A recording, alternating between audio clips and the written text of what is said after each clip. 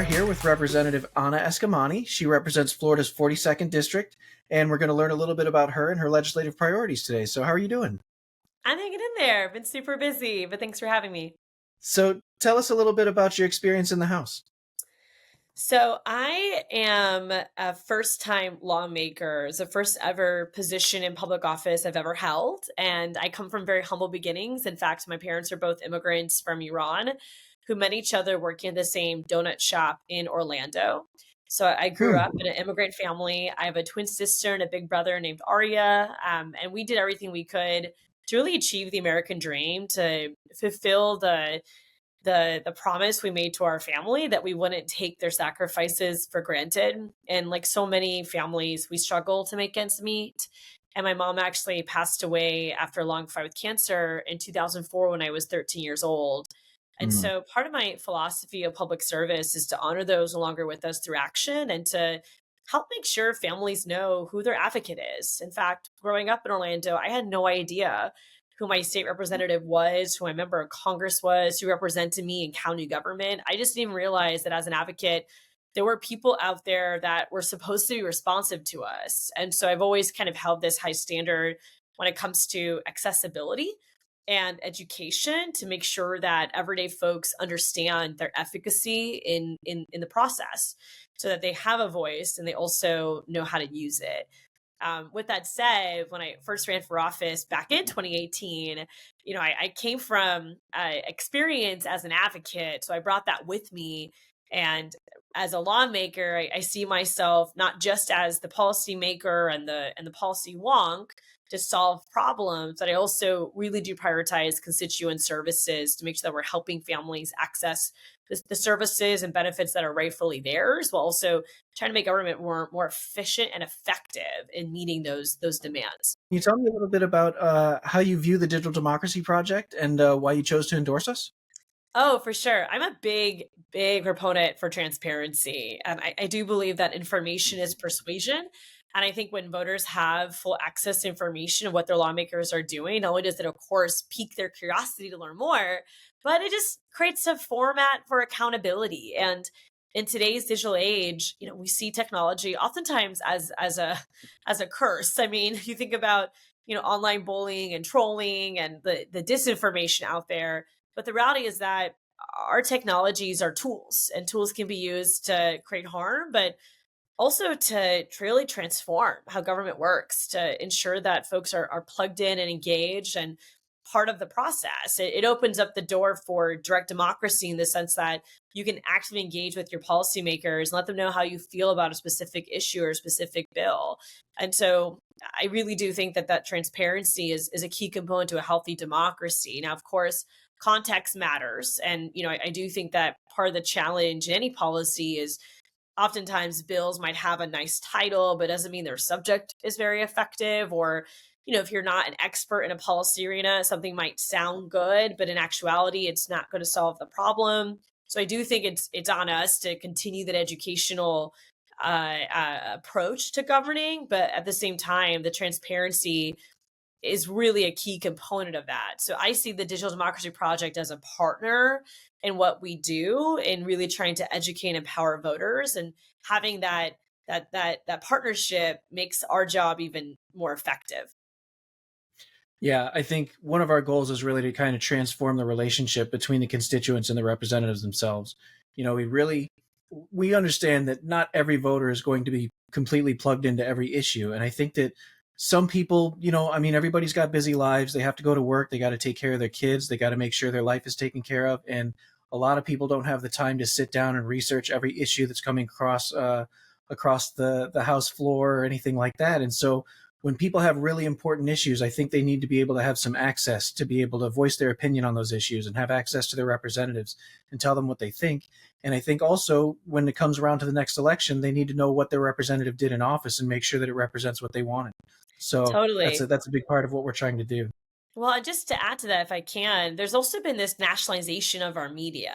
So a lot of the news that we take in every day is more national in nature. So it's what's happening in Congress and the White House, what's happening on the international stage, which are all incredibly important issues. But as you see newsrooms locally shrink, and more folks rely on national corporations for information of what's happening in their politics, there's a complete gap in what's taking place in state capitals. And so we really need to replace that gap with accurate, objective information, because if not, misinformation grows. So you really need to be proactive in creating spaces for information to be readily available, because if not, not only will you not know what's happening locally, but you may fall victim to misinformation at the same time.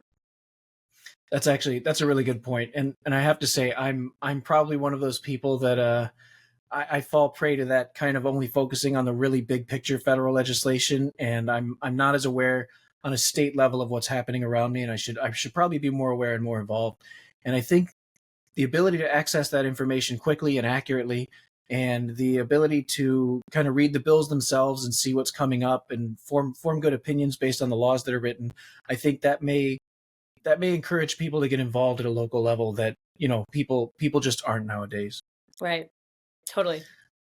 Sadie was telling me that you're running for office for your last term. This is going to be your third term in office. Is that correct? My fourth, Your actually. fourth term. Yeah, Wow. in Florida, we have term limits. And so state house representatives can run a total of 4 terms, 2 years each. And then state senators can run a total of 2 terms, 4 years each. So we both are capped at 8. And so I'm approaching my fourth and final term, assuming I'm reelected this November. So, do you feel like term limits are a good thing? It's a great question. I see pros and cons. Personally, as a type A personality, I kind of need a stop sign. So I see the benefit in kind of being told, you've done a great, you've done your job, close this chapter. I do appreciate that.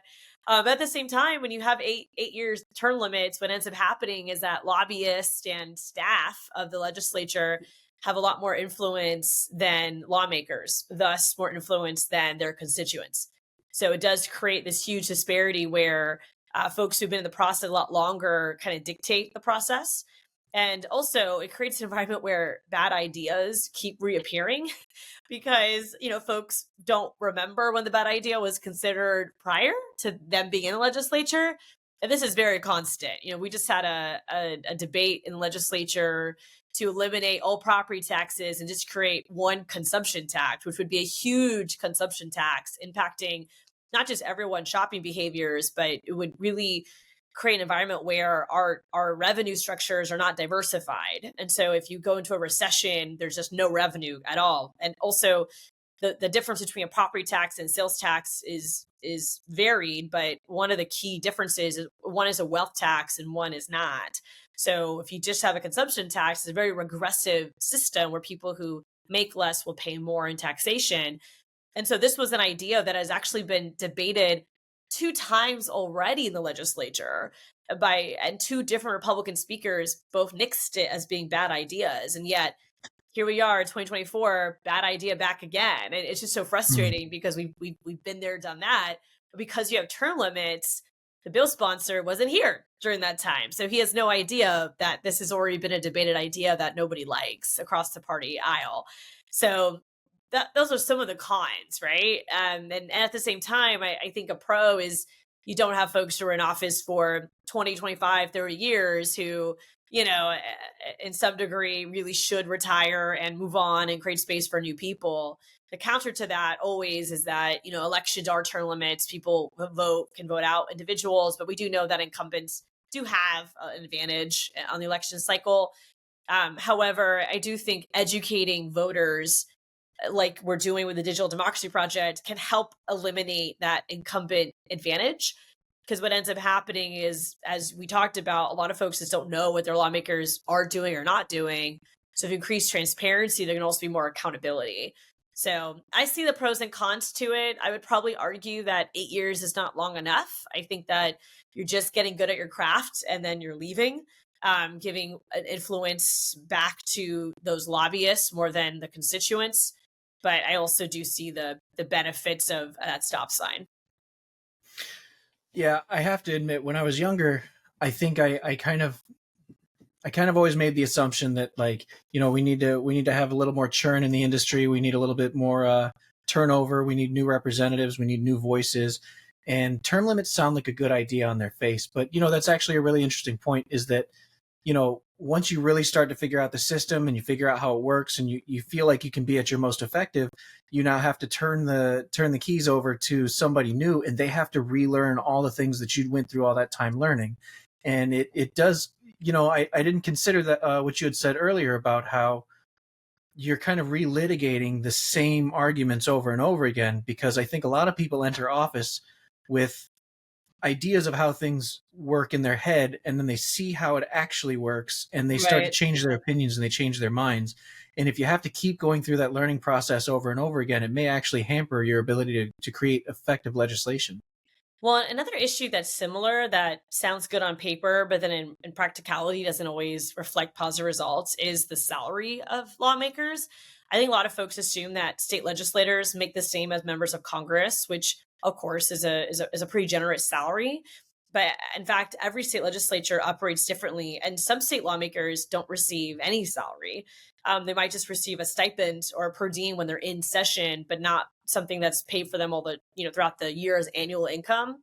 And Hmm. to provide the Florida stats, our salary as state lawmakers is about $28,000 annually, because we are what's known as a part-time legislature. Now, of course, we can't benefit from state health benefits, and we also have a per diem when we're in the session, 60 days of the year and some committee weeks. But ultimately, that $28,000 base salary really isn't enough to attract lawmakers that come from more diverse backgrounds. And so, myself as an example, I do have a separate day job that is my main source of income. So every day I'm working more than one job. I'm a lawmaker and I do constituent services, but I'm also full time in the nonprofit sector. And then, of course, you mentioned we also have campaigns to run and other types of responsibilities and aspirations. And so we're constantly balancing everything at the same time, trying to represent a district of 188,000 people in our case, because Florida is a very large state with only 120 state representatives. And of course, it creates this dynamic where only the wealthiest can even really run for office. And I serve with individuals that are worth multiple millions of dollars, and not to say that they can't make good decisions, but they're not going to reflect the diversity of their constituents. And you can just look at the types of bills that are prioritized. It's often bills that benefit those of means, and ignoring those that are trying to have a hand up to get into a place of economic security. So that is another disparity. I think a lot of folks frown at paying politicians anything, but the reality is that if you don't provide a salary that is at least reflective of the cost of living, then you end up creating barriers where either folks who are retired and have a pension are able to run and serve, or folks who are very wealthy or married into wealth. So those are some serious systematic problems that creates a legislative body that does not reflect the interest of everyday people. Yeah, I completely agree. And in the past, I had held similar opinions that maybe these people in Congress are making too much money, and maybe Right. we need to cut their pay. But that does seem to definitely be a double-edged sword. And I think I was having a discussion with somebody a while back, and we were talking about congressional pay and how they make so much money. And I think one of the reasons why maybe that happened in the distant past, why they were compensated so well, was maybe part of that calculation was also that it should insulate them from being bribed and kind of Right. subverting policy in Right. order to make ends meet. And I think that if you've got representatives who are, I can see why you're so busy. I mean, clearly you have a full-time job, you're running a campaign, you're also doing the work in the legislature. That's a lot on your plate. And I imagine that, if you can't pay your rent this month, that it would be a lot easier for people to try and make offers and things like that. So I think definitely our representatives need to be well compensated so that they can afford, and not only just afford their daily life, but also a lot of times you're going to have to do traveling whenever you're in session and things like Right. that, and you're going to have to Right. get hotel rooms, and there's going to be a lot of additional expenses on top of your daily life. So Yeah, that's and I interesting. think I think that's another good point too about being vulnerable to outside influences when you are struggling to make ends meet. I mean, the only flag I'll offer is, unfortunately, there are members of Congress who are just super greedy and continue to be corrupt and have stocks and are making decisions that uh, are influenced by having insider information. So I do think, unfortunately, that corruption is still a problem, regardless of how much you don't or do pay someone. But at the end of the day, trying to meet basic cost of living standards would be the bare minimum for state legislatures. And that's not happening at all.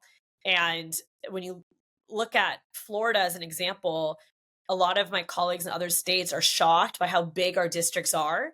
And we only have two staffers. So it's a district of 188,000 people with two legislative staffers who are also underpaid.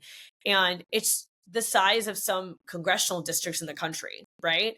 And of course, the issues that we face are huge because, at least in my district, we're a district of mixed economic background. So we have folks that are very secure, and I don't necessarily rely on resources from the government as much. And then you have folks who are living under bridges in I-4 who need a place to live and opportunities to build economic security.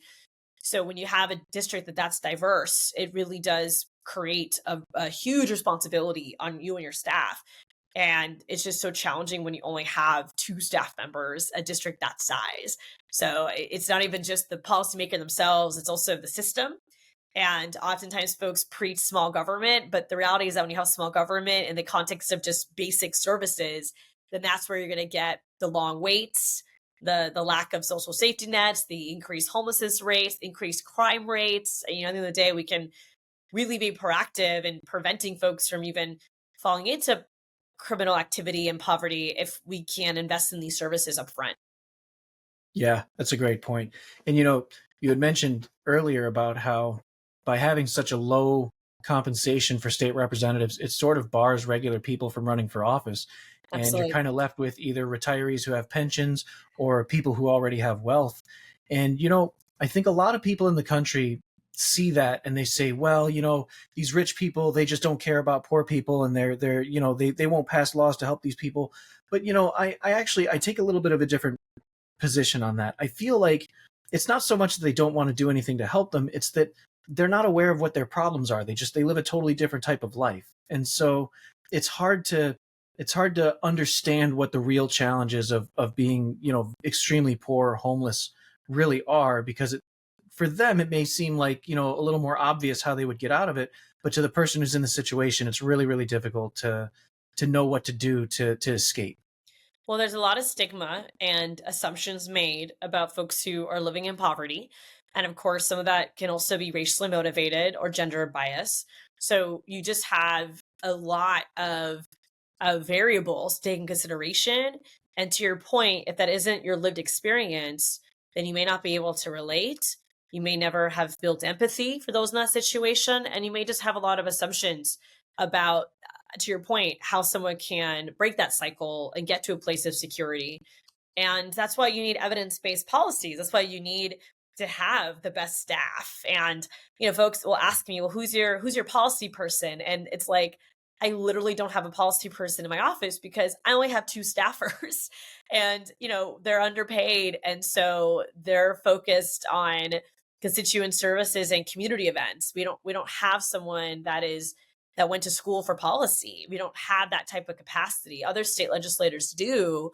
But in our case, policy staff would be with the committee staff, and they work at the pleasure of the speaker, not necessarily individual lawmakers. And so understanding those systems are really important to also having a better grasp on how a bill moves through the process, because it's not as simple as Schoolhouse Rock. And a lot of folks will ask us, well, what are you doing about property insurance? What are you doing about the cost of rent? And it's so important folks to understand that as a state representative, I get 7 bill slots. And even if I file 7 bills that have to do with these issues, it doesn't mean any of them will ever get a hearing, because in Florida, we have a Republican supermajority, and it is the Republican majority that decides what bills move. So just because you Hmm. have an amazing bill that focuses on a very important current event does not mean it gets heard. And not only is that a partisan dynamic, but it also is corporate. It really does depend who controls the process. And you mentioned this notion of, wealthy people won't prioritize issues that impact working class folks. the other part of that reality is that a lot of lawmakers, they're not the ones who dictate what bills get heard. It's dictated by who has the most influence in the political system. And when you have corporate giving to the degree that we see in Florida, where utility companies, the sugar industry, tourism industry are some of the largest political contributors, then no wonder most of the bills that pass focused on giving bailouts to property insurance companies versus bailouts to consumers. And so that's the reality of it. And it sounds cliche, but the notion of follow the money does have a big impact. And folks are always so shocked when I teach them, how to look up campaign finance in Florida and see what companies gave to who, because then it really does shine a light on where power lies in this process. And again, this educational piece that the Digital Democracy Project offers, I think part of it too is trying to shift that power dynamic and power back to the hands of constituents versus those who have the most financial giving capacity to candidates. Absolutely. Yeah, I had talked not too long ago with Bobby Block. He was head of the First Amendment Oh Foundation. yeah, I love Bobby. Yeah. Yeah, we had a big discussion about open records laws and things like that, and how your sunshine laws used to be the envy of the rest of the country, but that Absolutely. there was a lot of, yeah, he was saying that there was a lot of laws passed relatively recently that barred people from accessing a lot of government information. So I think having those public records is extremely important, and understanding what we're up against, and what's actually happening behind closed doors is really important so that people can make the best decisions moving forward. Yeah, 100%. Bobby's spot on with that. Yeah, the transparency piece is key. And if it wasn't important, then why are some politicians making it harder to access? Yeah, agreed. So you had mentioned earlier that you were a policy wonk. I absolutely love talking about policy. I don't know what it is, but I love the figuring out where the loopholes lie, figuring out how to better word a law, things like that, and trying to make things as effective and simple as possible. So you were mentioning, we had touched on a couple subjects. We were talking about homelessness and poverty and things like that. And I remember we were talking to Tom Keene, and one of his big priorities was on property insurance. Right. Do you focus on that as one of your legislative priorities as well? And what do you think we should do about it? Yeah, absolutely. I mean, property insurance is the number one issue that comes into our legislative office alongside the cost of rent and just housing affordability in its entirety. And I'm a renter, so I really do prioritize all these housing issues because the reality is that less and less Floridians can afford to live here. And we see across 192, one of the major roads in our region with the tourism corridor, families living in motels and hotels because they can't afford to get a lease, and they can't afford to buy a home. So this is a serious issue that has been plaguing Central Florida for generations. But of course, property insurance and car insurance have just been disastrous in the state. When it comes to property insurance, of course, as Democrats, we have filed many proactive bills that don't get a hearing. One bill that I want to highlight that's actually bipartisan was filed by Representative Roach from Fort Myers and Representative Cassell from South Florida. And this would actually create a public option for windstorm coverage, which is the most high risk and expensive component of one's insurance for the state of Florida. And other states like California and Texas have done something similar. In particular, California has done a public option when it comes to fire, because again, a lot of insurance companies just were charging a lot for that type Yeah. of coverage, but that coverage is necessary in California. Being in Florida peninsula, surrounded by water and warm waters, storm coverage is essential. But that is the most expensive and high risk component of your insurance.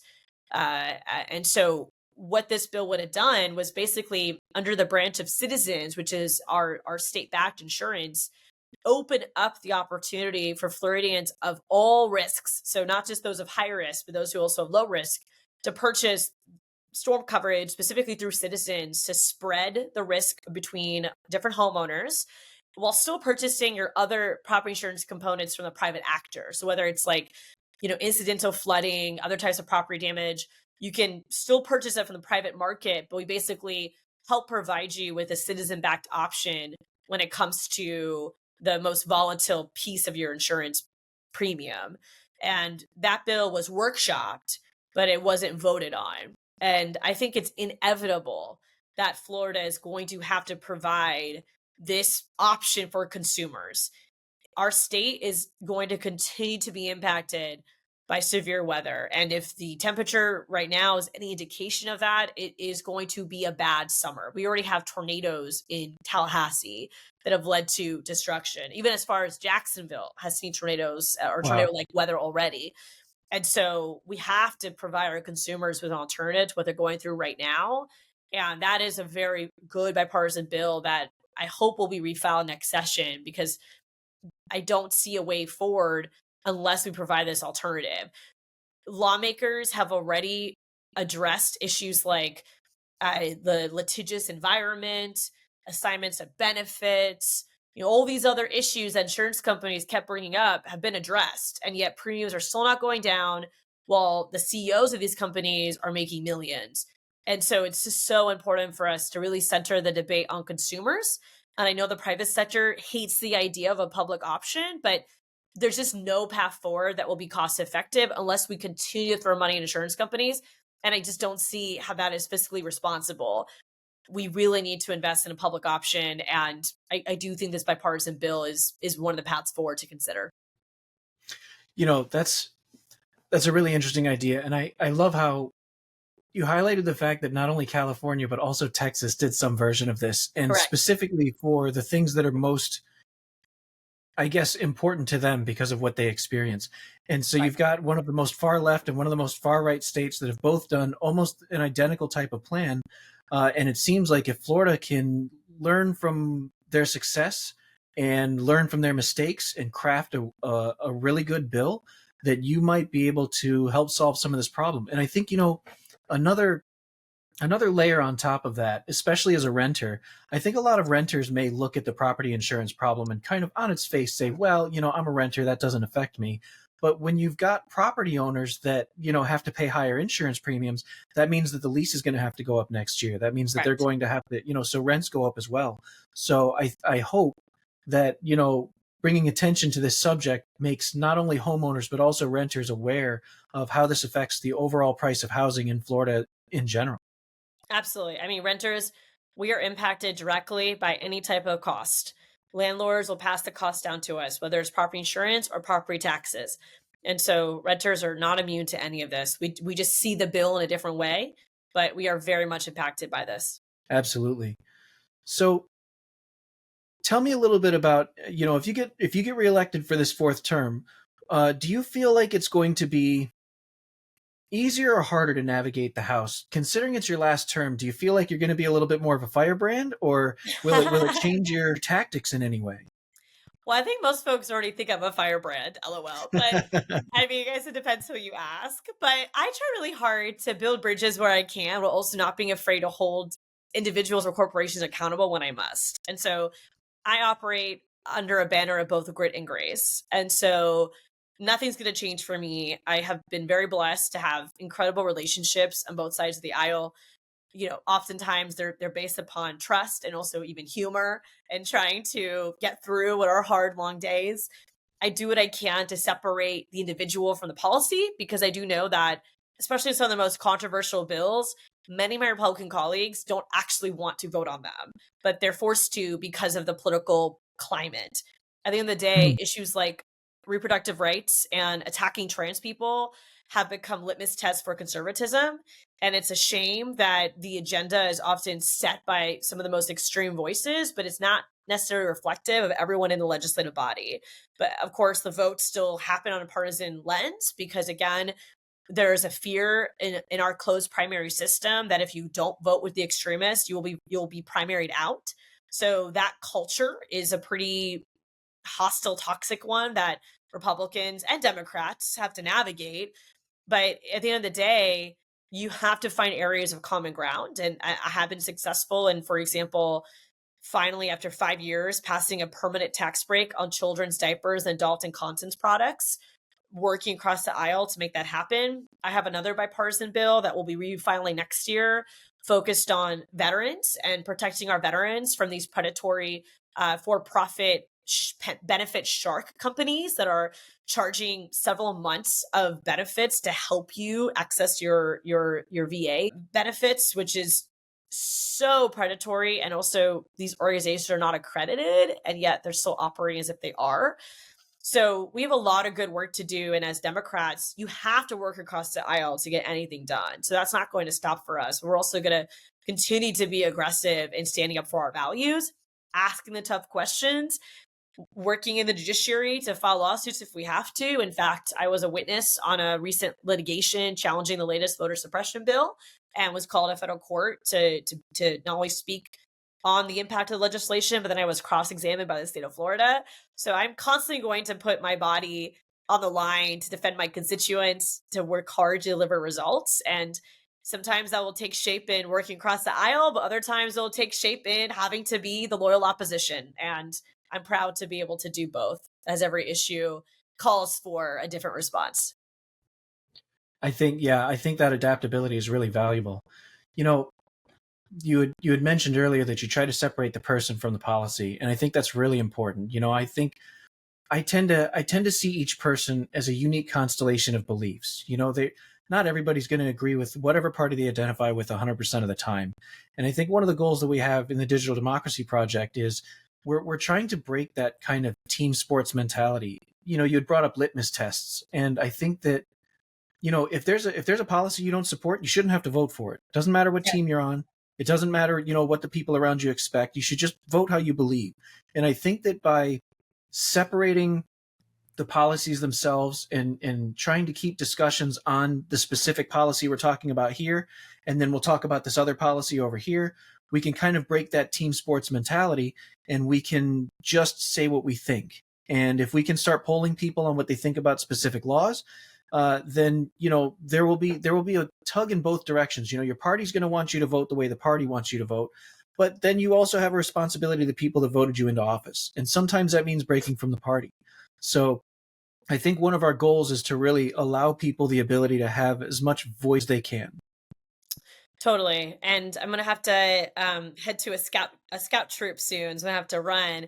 But just listening to how you're analyzing this, I want to affirm some of these points. And one is that one reason why we use titles in the legislature. It's not because we're trying to sound fancy, but it is out of respect.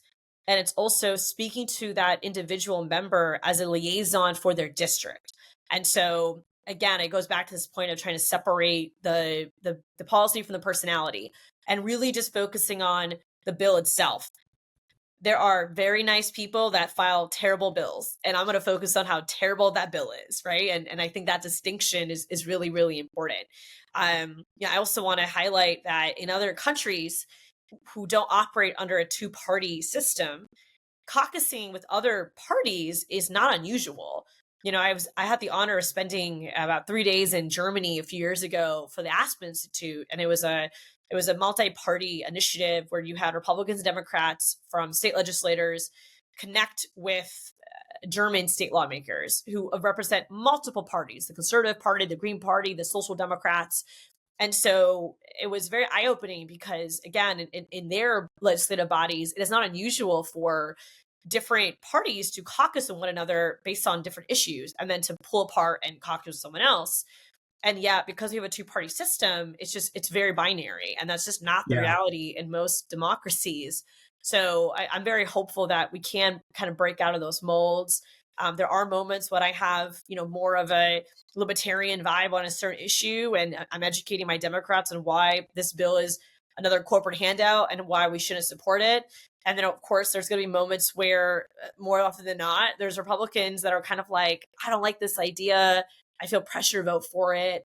We should not be doing this. And so those conversations are happening behind the scenes.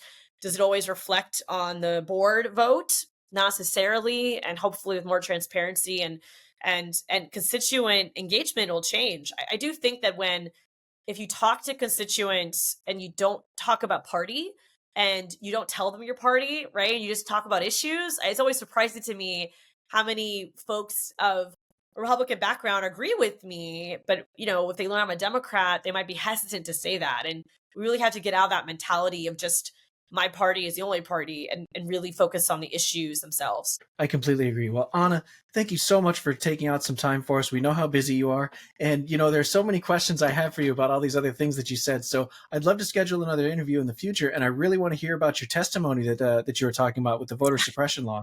I Oh think, yeah. voting rights is a huge issue for us. We want more people involved. We want more people to voice their opinions. We want more people to be part of the process. So I'd really like to get some of your opinions, and maybe we'll do a little bit more policy wonk kind of back and forth a little bit, try to figure some of that stuff out. That sounds great. I look forward to it. Thanks again for having me.